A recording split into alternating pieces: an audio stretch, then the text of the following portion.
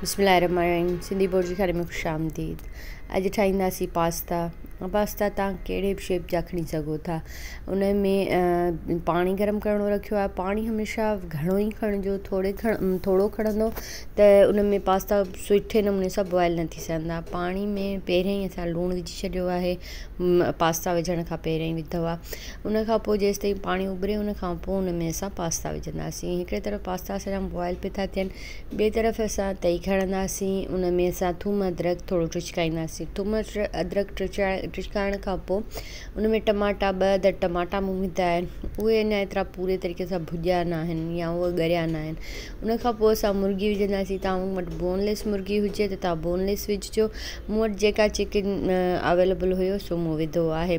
उन जो कलर जेसीं ताईं चेंज थी वञे उन खां पोइ वरी असां हिन में टमाटो केचप जो थोरो पाणी ऐं टमाटे खे हिकिड़ो ग्राइंड करे उहो विझी छॾींदासीं। उन जो बिल्कुलु जीअं पाणी वांगुरु ई उहो हुजे उहो विझंदासीं। हिते पास्तनि खे बि विसारींदासीं कोन, उन्हनि खे घुमाईंदा रहंदासीं।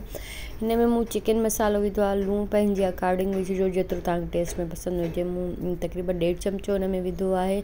उन खां पोइ वरी असां हिन में ॻाढ़ा मिर्च विझंदासीं। ॻाढ़ा मिर्च हिन में मूंखे सुठा लॻंदा आहिनि। थोरो जीरो विधो आहे, थोरा कारा मिर्च विधा आहिनि। उन खां पोइ ॾिसो टमाटो पूरे तरीक़े सां ॻरी चुको आहे। टमाटो ज़ाहिर नथो थिए। जेकर तव्हांखे अञा जल्दी हुजे त तव्हां टमाटे खे ग्राइंड बि करे सघो था, पर मां हिन में सम्झां थी त इन में ई चिकन में जेको टमाटो आहे सुठे नमूने सां ॻरंदो त उन में ई पची वेंदो। पचण खां पोइ वरी असां हिन में तक़रीबन इन ई पोज़ीशन में भुञण में पची वेंदो आहे। शिमला मिर्च ऐं बसरनि जी जेका बैक साइड हूंदी आहे, बसरनि जी साओ पार्ट हूंदो आहे, उहो असां हिन में विधो आहे। तव्हां ॿियूं बि शयूं विझी सघो था, को जेका बि कॉर्न वग़ैरह।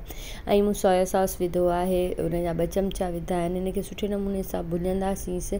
शिमला मिर्च ऐं बसरनि खे घणो भुञण जी ज़रूरत न पवंदी आहे, उहे जल्दी पची वेंदा आहिनि। उन खां पोइ मूं केचप विधी आहे। केचप सिर्फ़ु केचप चिली गार्लिक बाद में विझंदमि, त जेका तव्हां वटि अवेलेबल हुजे बहितर आहे उहा विझो। मूं तक़रीबन 1 प्याली उहा विधी आहे। उन खां पोइ वरी असां जेके पास्ता आहिनि उन्हनि खे हमेशह छाणे ऐं पाणी ज़रूरु विझंदा कयो त जीअं उन्हनि जो कुकिंग प्रोसेस उते ई ख़तमु थी वञे। जेकर उहे अञा ताईं बि हूंदा गरम पाणी में त उहे सफ़ा पाण में मिली वेंदा।